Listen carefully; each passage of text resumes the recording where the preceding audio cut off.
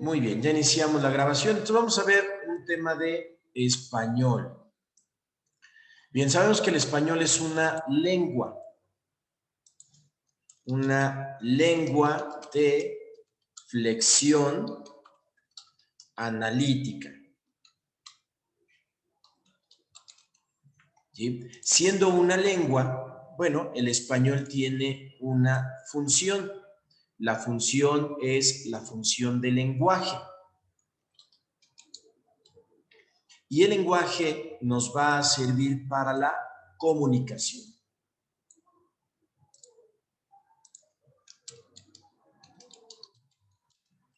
Para lo que conocemos como la comunicación. Ahora bien, dentro de lo que es el lenguaje, tenemos el lenguaje verbal, también hay el lenguaje no verbal, pero ahorita nos interesa únicamente lo que tiene que ver con el lenguaje verbal. Dentro del lenguaje verbal está el lenguaje oral y el escrito. ¿Sí? El lenguaje oral utiliza sonidos y el lenguaje escrito utiliza grafías. Entonces vamos a tener aquí lo que son los sonidos y las grafías. ¿Sí? Las grafías pues son los signos que nosotros utilizamos para poder escribir el lenguaje. Tanto los sonidos como las grafías las denominamos dentro de lo que es una lengua con el signo de palabra, ¿sí? O palabras, ¿ok? Las palabras fueron sustituidas dentro de lo que es la lingüística. Saussure es uno de los que desarrolló lo que es la lingüística general. Lingüística. Ay, nunca le atino esto. Ahí está.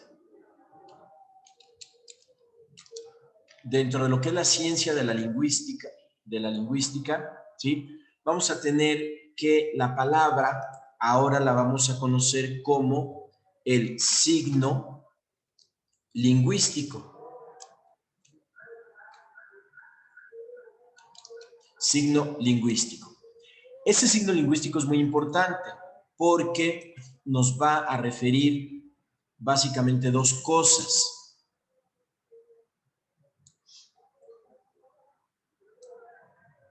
Aquí vamos a tener dos aspectos del signo lingüístico.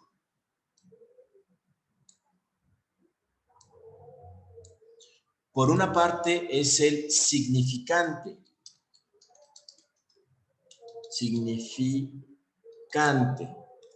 El significante es el sonido, ¿ok? Y por otra parte tenemos el significado.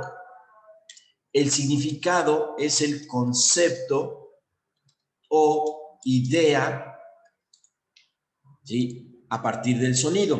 Claro, hace falta una tercera cosa que es el referente.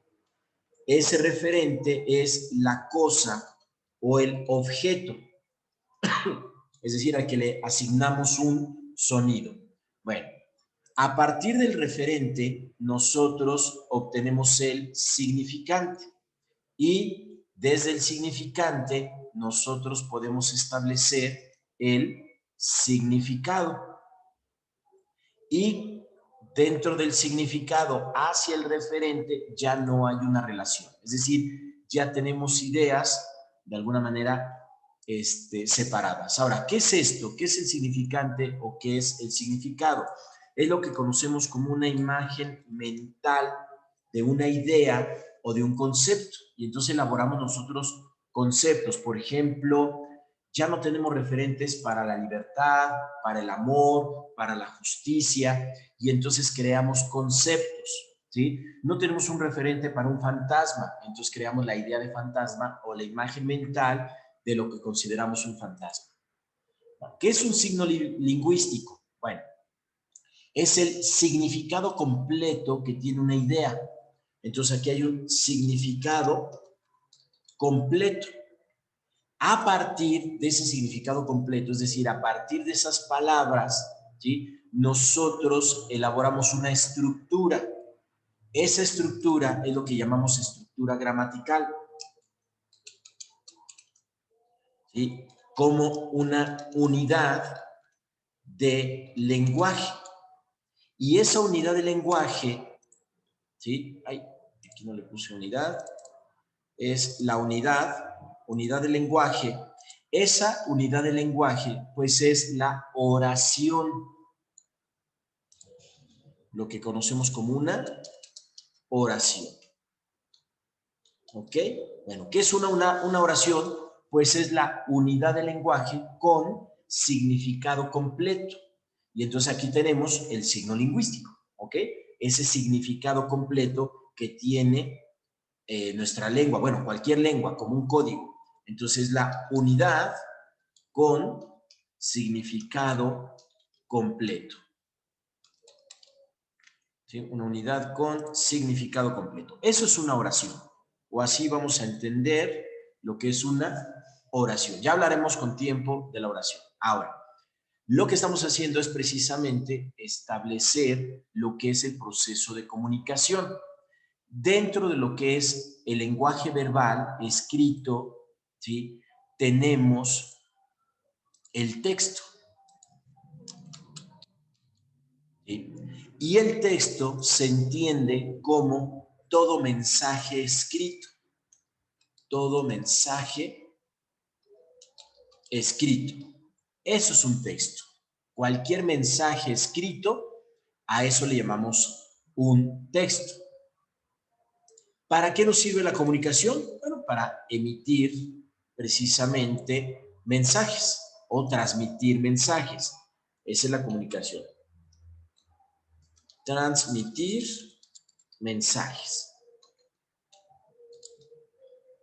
¿Sí? Un mensaje es un contenido completo, algo que establecemos. Pero hoy lo que nos interesa es precisamente el proceso de comunicación o circuito de comunicación.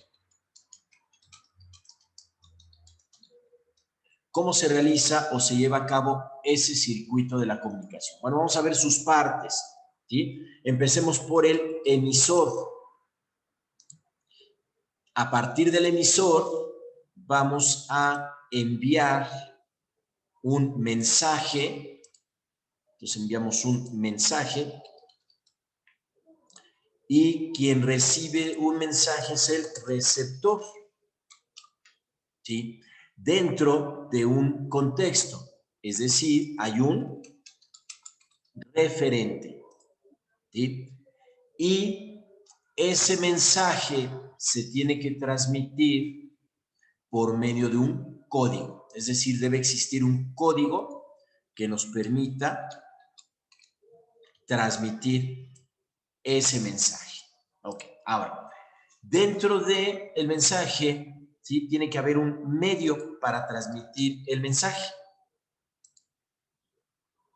Y un medio que me permita recibir el mensaje. Si yo escribo una carta, ¿sí?, el medio para transmitir ese mensaje, pues puede ser el papel, el lápiz, también el correo, o sea, el servicio de correo, servicio de telegrama, por medio del cual voy a transmitir, y entonces el receptor recibe ese mensaje a través de un medio. Si lo estoy mandando, por ejemplo, el mensaje por una red social, puede ser, por ejemplo, WhatsApp. Entonces, escribo el mensaje y le doy enter, y a través de todo el sistema de la red de comunicación, entonces el receptor recibe por el mismo medio, ¿sí?, ese mensaje. Ahora, el código. En el caso de nosotros, ese mensaje que estamos transmitiendo es un texto.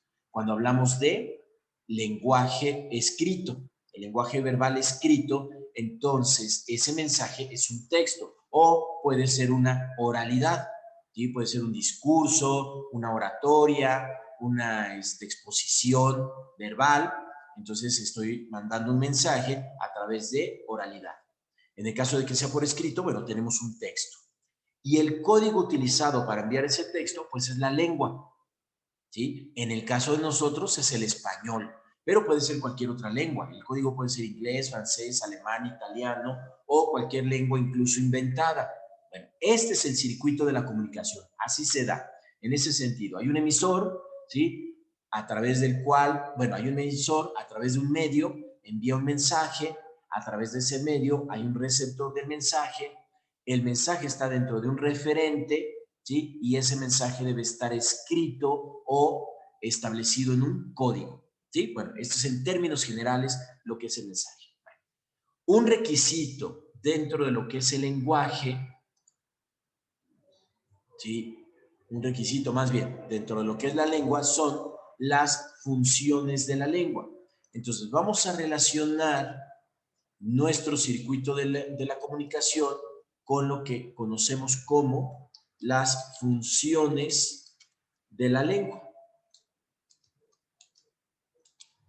Bien, aquí voy a marcar cuáles son esas funciones de la lengua, ¿sí? Y les voy a poner un número. Número 1. Vamos a ponerle así, un número. Número 1. ¿Sí? Tenemos la función poética. ¿Sí? Vamos a marcar número 2. Esa es la función apelativa. Función apelativa. Número 3 es la función poética, apelativa, función emotiva. Después, el número 4, vamos a poner la función fática. Como número 5, vamos a poner la función referencial. Y me falta una, sí. Y número 6, la función metalingüística. Metalingüística. ¿Sí? Bueno, esas son las 6 funciones de la lengua.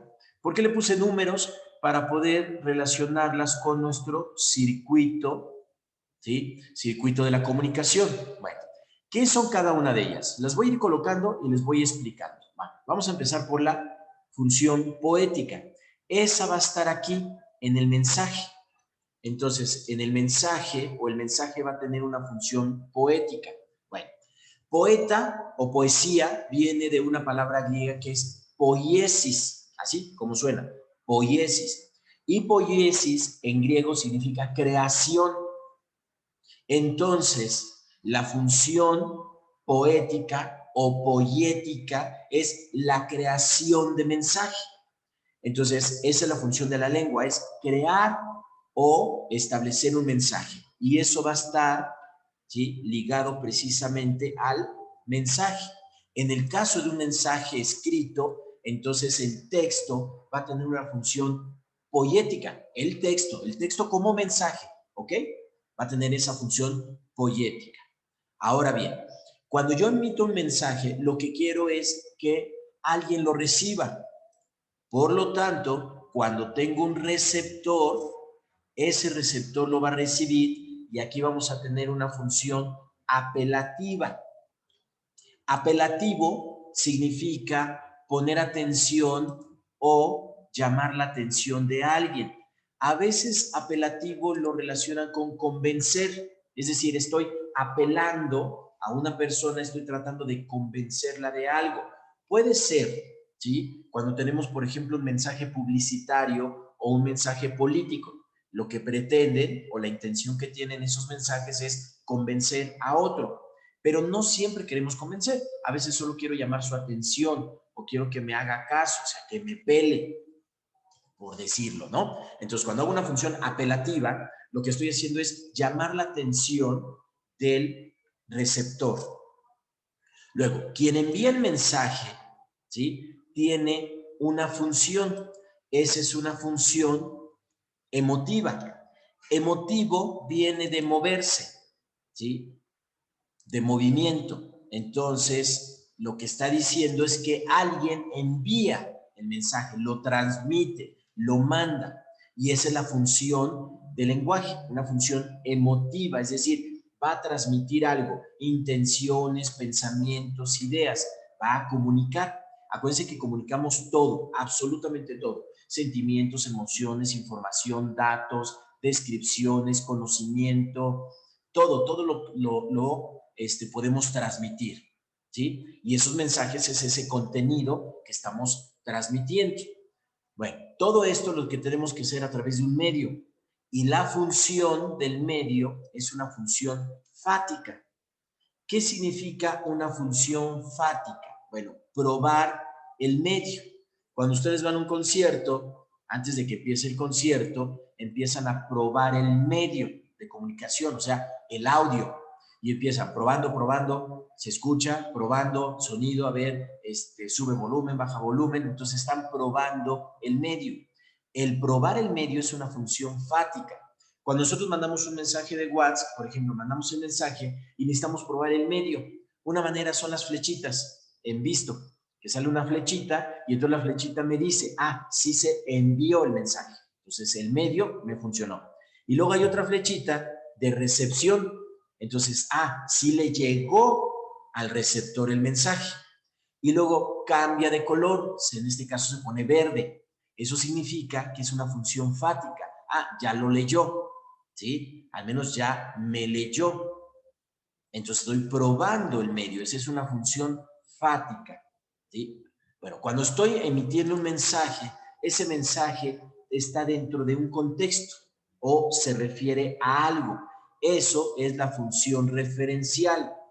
Pero aquí vamos a tener cuidado con esto, porque en el examen de la UNAM, ¿sí? El referente, o sea, la función referencial, cambia un poquito su significado con el significado original. Y entonces van a poner a ustedes un pequeño texto. Y en ese texto les van a decir, este texto cumple con la función.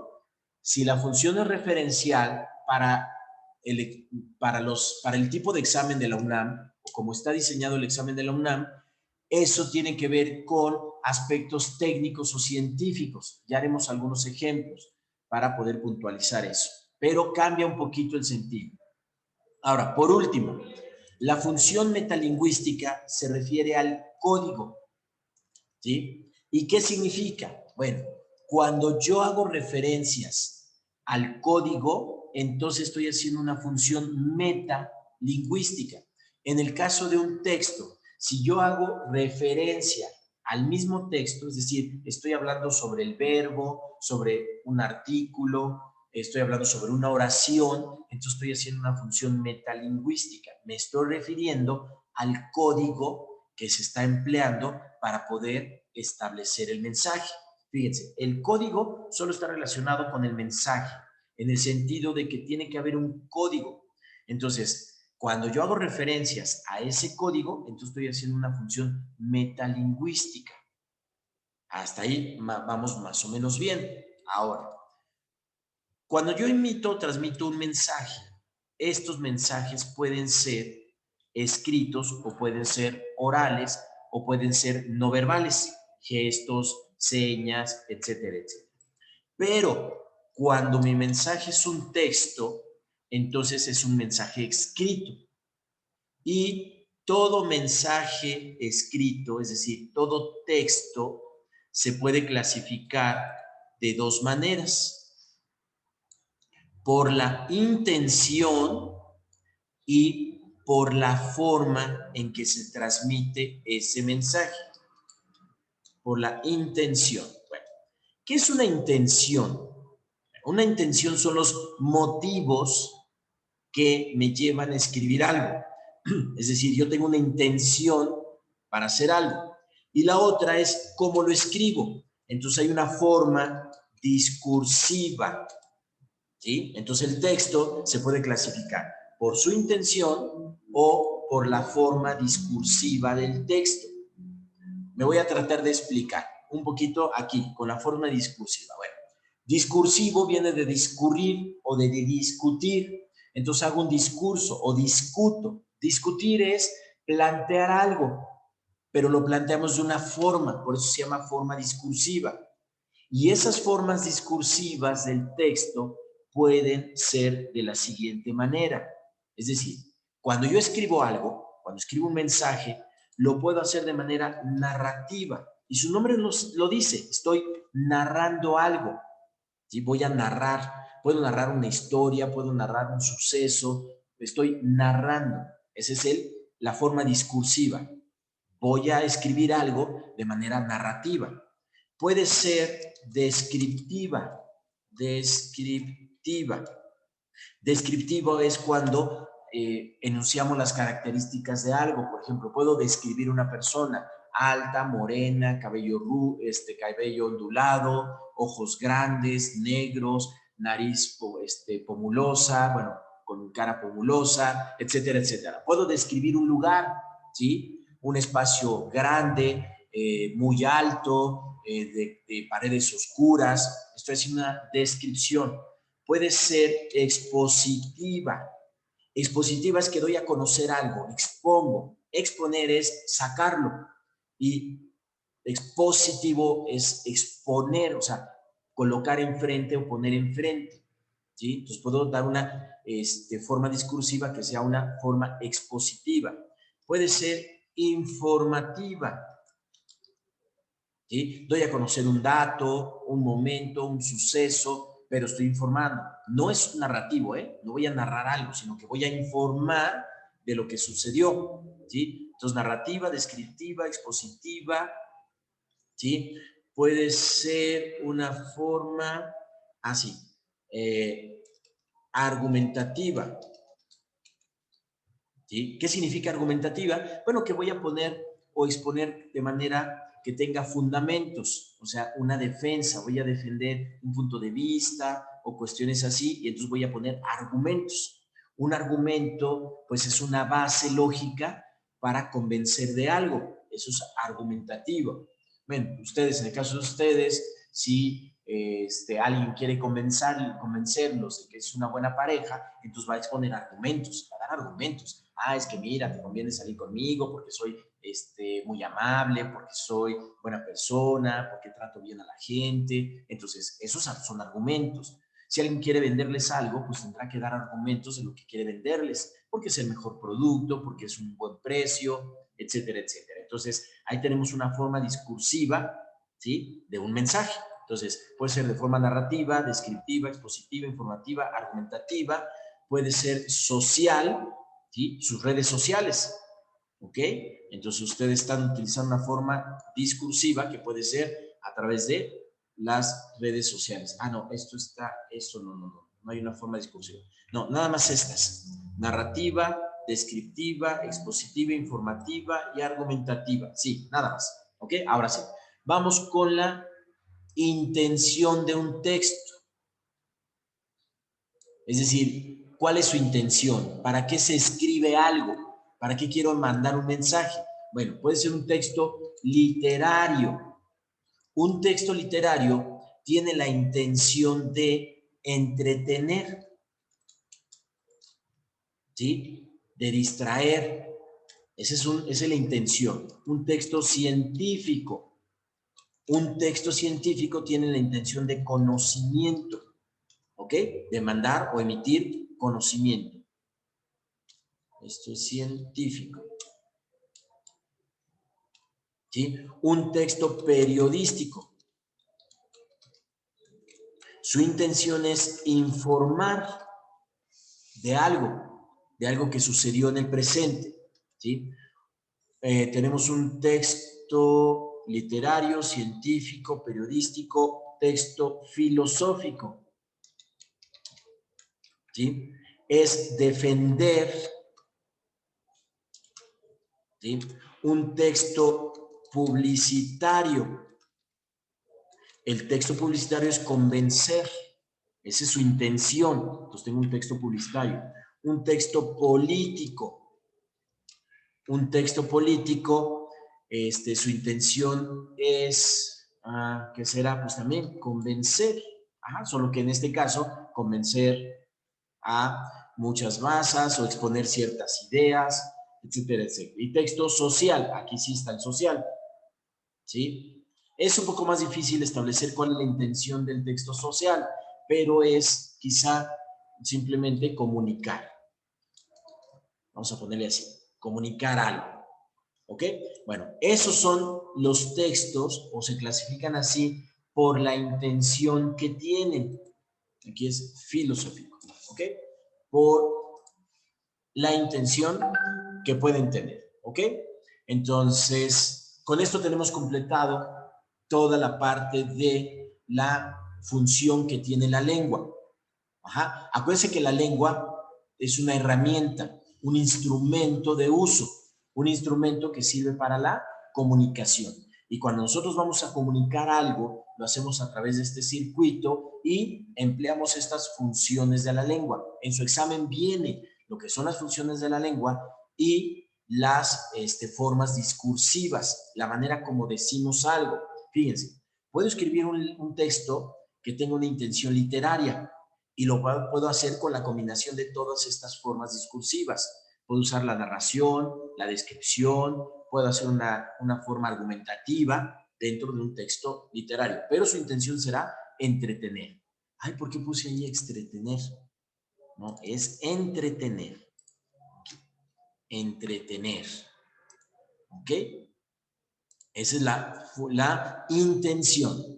¿Sí? Un texto científico, bueno, lo puedo escribir de manera expositiva o descriptiva, incluso informativa. ¿Ok? Así vamos a tener lo que es esa función del lenguaje. ¿Ok? ¿Así? ¿Alguna duda? ¿Ok? Bueno, espero que no tengan ninguna duda. Bueno, por último, cuando nosotros tenemos un texto, ¿sí? Es decir, un mensaje escrito, cuando tenemos un texto, ese texto que es un mensaje escrito, eso nunca lo deben olvidar, ¿sí? Un texto a veces le llaman libros de texto, no sé por qué le llaman libros de texto, pero los libros son textos. Entonces, cuando tenemos un texto, lo que tenemos es un mensaje escrito. Por lo tanto, tiene que haber un código. Ese código es la lengua. ¿Ok? Ahora, ese mensaje escrito, ¿sí? O ese texto, ¿sí? A través del lenguaje verbal, se puede escribir de dos maneras, o hay dos formas de escribir un texto: en prosa o en verso. Bien, cuando nosotros escribimos algo en prosa, ¿sí? Se dice que la prosa es una forma continua de expresar ideas. A esa forma continua se le llama párrafo. Y existen diferentes párrafos dentro de un texto. Entonces vamos a poner aquí los diferentes tipos de párrafos. Tenemos párrafo introductorio, ¿sí? Párrafo introductorio, ¿sí? Párrafo de desarrollo, donde estamos desarrollando la idea. Un párrafo transitivo, que me permite pasar de un párrafo a otro párrafo, y párrafo conclusivo. Si alguna vez ustedes hicieron un trabajo escrito, ¿sí? Así se los pidieron, que tuviera una introducción, un desarrollo y una conclusión, ¿ok?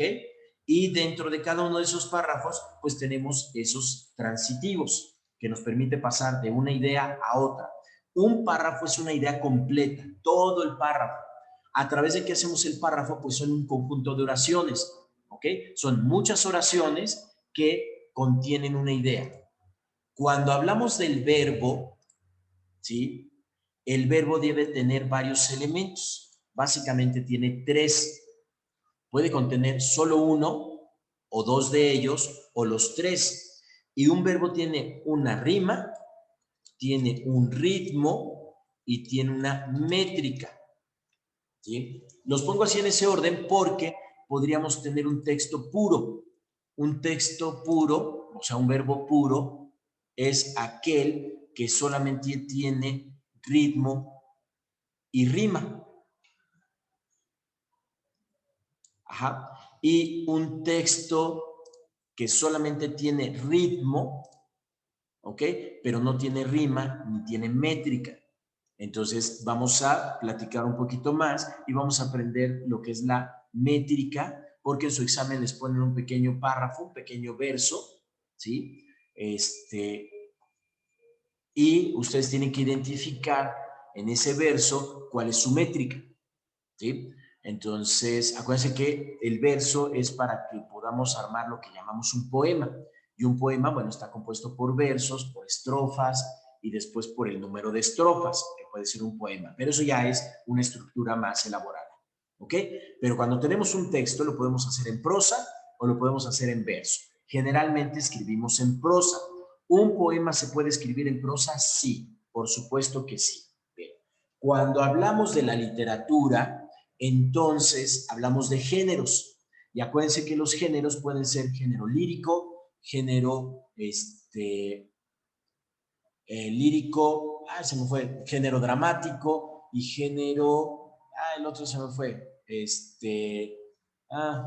lírico y se me fue por completo. Bueno, el otro tiene que ver con la novela y el cuento, pero me refiero al género lírico. El género lírico es lo que hablamos de poesía, y la poesía se puede escribir en verso o se puede escribir en prosa también. Una novela también la puedo escribir en verso, es una historia, incluso, ¿sí? Entonces, los géneros, ¿por qué se?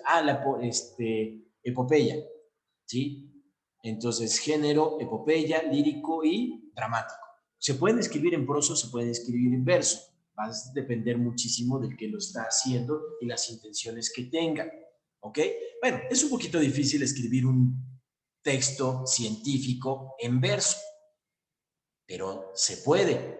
Un ejemplo de eso es De Natura Rerum, La naturaleza de las cosas, escrito por Lucrecio Caro de Tito, que ahí escribió las ideas de Demócrito acerca de lo que consideraba Demócrito que era la materia y cuestiones así, que surge ahí el atomismo. Entonces, ese es un poema científico, ¿ok? Vean la intención, es un poema científico, o podríamos decir filosófico, si lo quieren ver desde ese punto de vista, por la antigüedad que tiene, puede ser filosófico y está escrito en verso.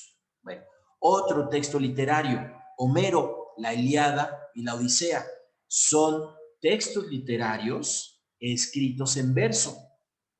Ya no acostumbramos mucho a escribir así, pero es un texto literario y está escrito en verso. De hecho, es una historia. Y hay muchos así, muchos casos que podríamos ir analizando. Bueno, con esto terminamos nuestra grabación. Entonces voy a detener la grabación. Y esta es la parte, o la primera parte de lo que vamos a empezar a ver de español.